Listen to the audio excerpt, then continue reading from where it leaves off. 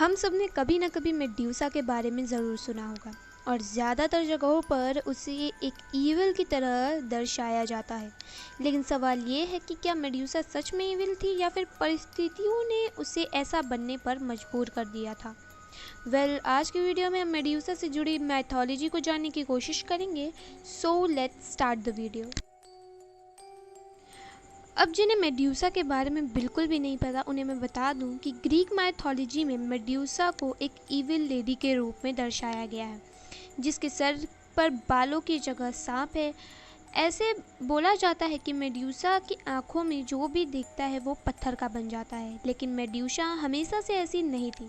Greek mythology के हिसाब से मेड्यूसा 3 गॉर्गन सिस्टम में से एक थी और इन तीनों में मेड्यूसा अकेली थी जो कि इमॉर्टल नहीं थी।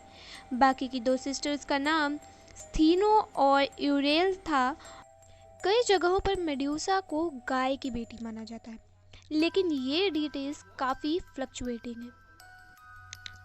मेड्यूसा के बारे में कहा जाता है कि वो बेहद खूबसूरत थी और ऐसे में उसकी खूबसूरती के चर्चे हर जगह थे। लेकिन मेड्यूसा किसी के साथ भी संबंध बनाना नहीं चाहती थी क्योंकि वो एथीना के टेम्पल की प्रीस्टेस थी। एथीना के टेम्पल की प्रीस्टेस होने के लिए किसी को भी बहुत ही प्योर रहना पड़ता है, और प्योर से आप समझ ही गए होंगे कि मैं क्या कहना चाहती हूँ। खैर, एक बार एक पावरफुल सी गॉड पोसाइडन की नज़र मेड्यूसा पर पड़ती है और वो उसकी खूबसूरती से मंत्रमुग्ध हो जाता है। इसलिए वो मेड्यूसा को बार बार अप्रोच करता है, लेकिन मेड्यूसा उन्हें ज़्यादा भाव नहीं देती थी।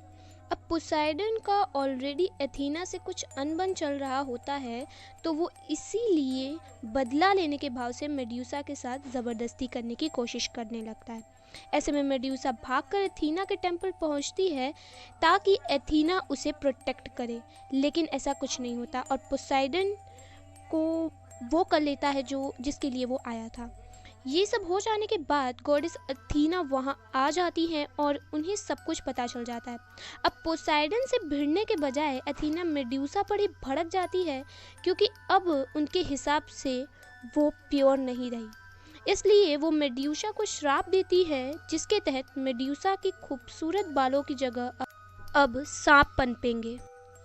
इतना ही नहीं, जो भी मेड्यूसा की आंखों में देखेगा वो पत्थर का बन जाएगा। मेड्यूसा की स्किन क्रैक कर जाएगी और उसकी आंखें पत्थर की हो जाएगी। देखा जाए तो जो मेड्यूसा बेहद खूबसूरत थी अब वो एक मॉन्स्टर बन गई थी। इस पॉइंट पे आपके मन में भी ये सवाल आ सकता है कि एथीना ने आखिर ऐसा क्यों किया। कई जगह माना जाता है कि एथीना खुद मेड्यूसा से काफ़ी जला करती थी क्योंकि एथीना के टेम्पल में ज़्यादातर लोग एथीना की पूजा करने नहीं बल्कि मेड्यूसा को देखने आते थे, जिससे एथीना के मन में मेड्यूसा के लेकर काफ़ी गुस्सा था और वो बस एक मौका चाहती थी कि कब वो मेड्यूसा को इन सब का बदला ले सके। पर क्योंकि मेड्यूसा ने अब तक कोई गलती नहीं की थी इसलिए एथीना भी कुछ नहीं कर पा रही थी, पर पोसाइडन की वजह से एथीना को वो मौका मिल गया और उसने मेड्यूसा की सारी खूबसूरती उससे छीन ली। खैर, मेड्यूसा के मॉन्स्टर बनने के बाद कई वॉरियर्स में होड़ लग गई कि वो मेड्यूसा का सर काट कर एज अ ट्रॉफी रखेंगे, लेकिन मेड्यूसा अब इतनी ताकतवर हो गई थी कि जो भी उससे लड़ने आता था मेड्यूसा उसे पत्थर का बना देती थी।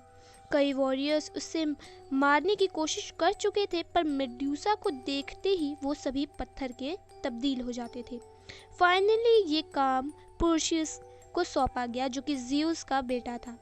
अब मेड्यूसा का सर काटते पर्शियस के लिए भी आसान नहीं था, इसलिए उसने बाकी के गॉड्स की मदद ली।